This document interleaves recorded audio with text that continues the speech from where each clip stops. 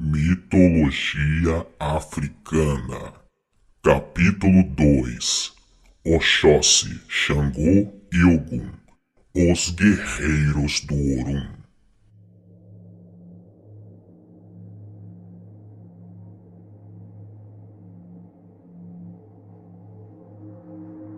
Como vimos no capítulo anterior da série, os orixás são deuses africanos que correspondem a pontos de força da natureza.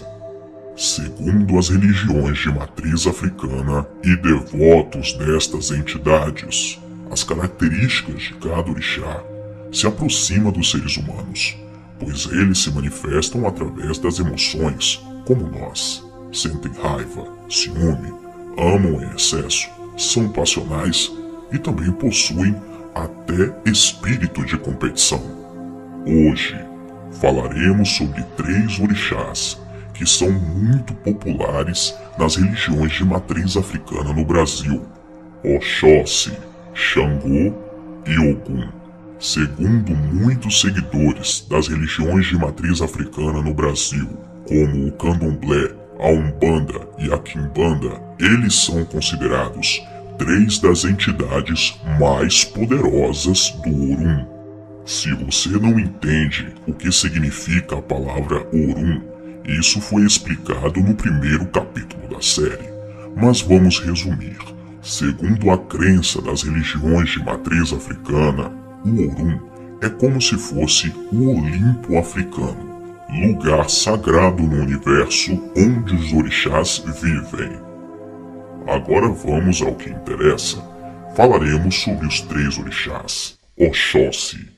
Segundo a crença, Oxóssi é o orixá caçador, protetor das matas, dos animais, das florestas e dos caçadores. Veste-se de verde, azul turquesa e vermelho.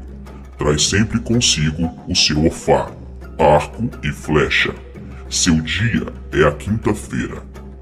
Segundo a crença, seus filhos são pessoas muito exigentes no cumprimento das obrigações, das atitudes firmes e são até um pouco duras. Não têm papas na língua e costumam falar tudo o que pensam.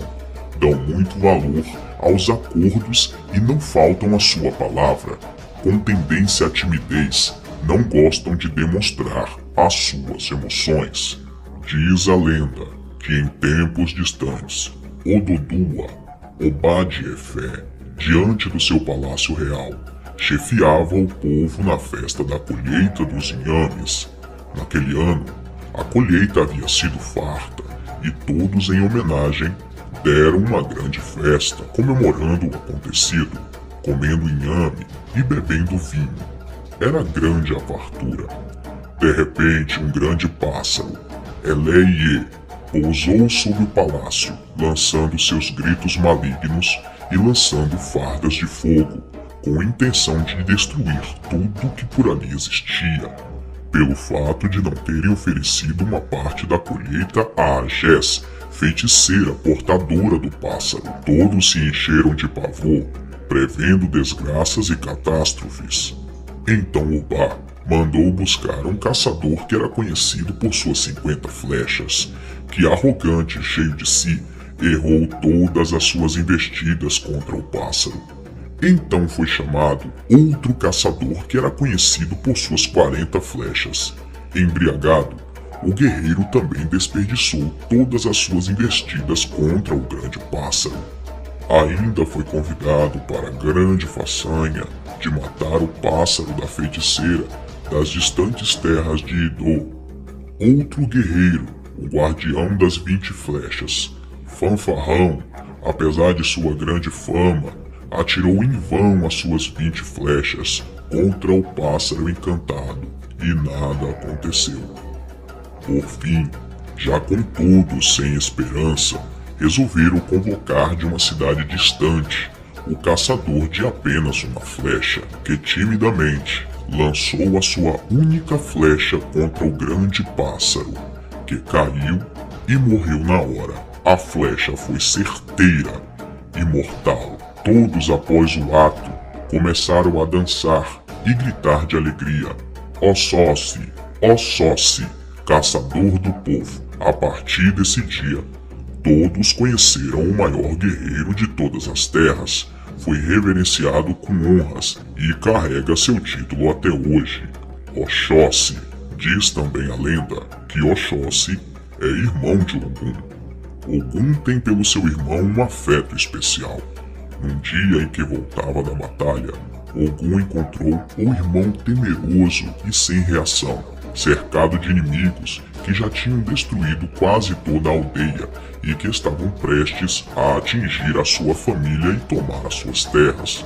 Ogum vinha cansado de outra guerra, mas ficou irado e sedento de vingança. Procurou dentro de si mais forças para continuar lutando e partiu na direção dos inimigos com sua espada de ferro. Pelejou até o amanhecer.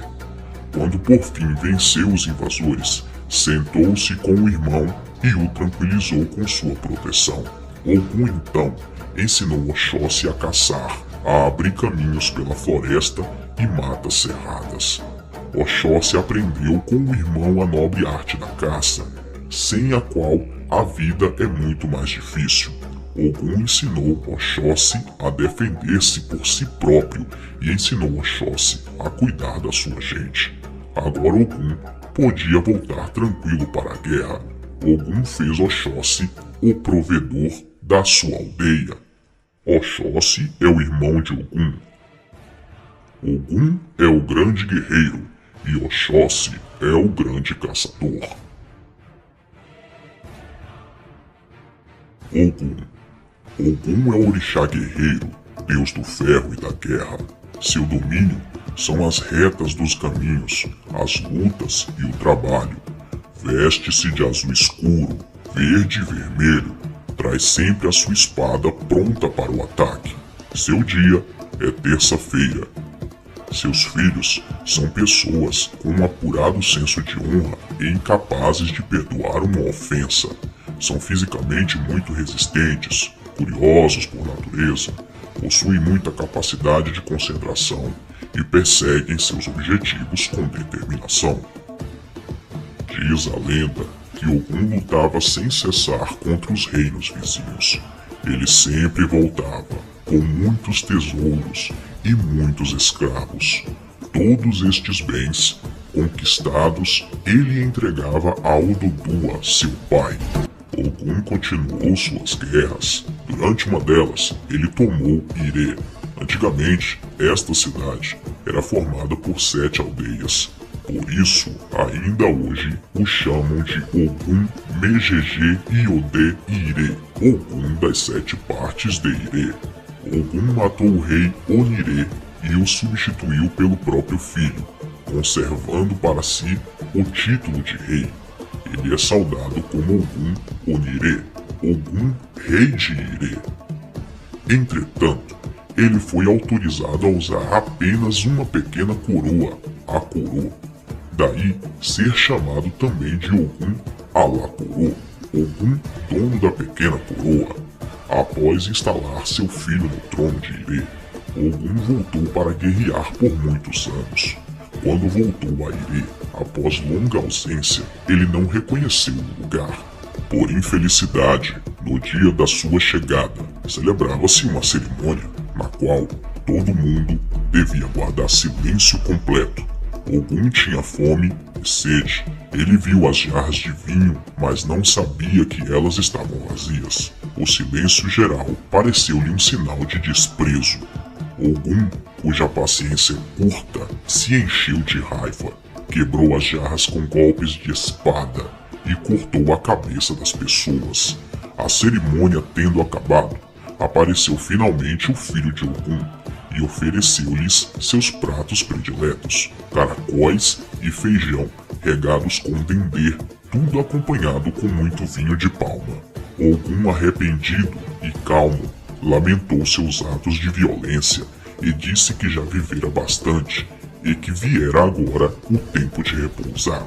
Ele baixou então a sua espada e desapareceu sobre a terra.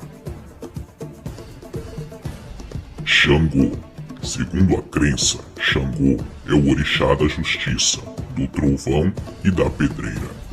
Veste-se de vermelho e branco, usa uma coroa e traz o oxé, machado duplo, e o xerê, instrumento musical.